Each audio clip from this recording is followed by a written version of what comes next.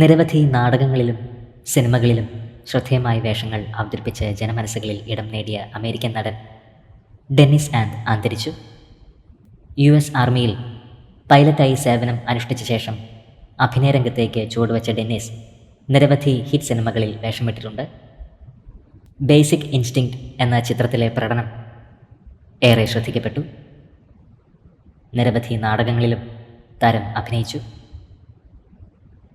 86 വയസ്സിലാണ് Dennis and അന്തരിച്ചത്. March 25 അന്ത്യം സംഭവിച്ചത്. പ്രണാമം അർപ്പിച്ച് നിരവധി പേരാണ് ഇപ്പോൾ സോഷ്യൽ മീഡിയയിൽ എത്തുന്നത്. 2018 പുറത്തിറങ്ങിയ മിസ്റ്റർ മെഴ്സഡീസ് എന്ന ചിത്രത്തിലാണ് നടൻ ഒടുവിലായി വേഷമിട്ടത്. പ്രിയ നടൻ്റെ ആത്മാവിന് നിത്യശാന്തി ലഭിക്കട്ടെ എന്ന് നമുക്ക് പ്രാർത്ഥിക്കാം.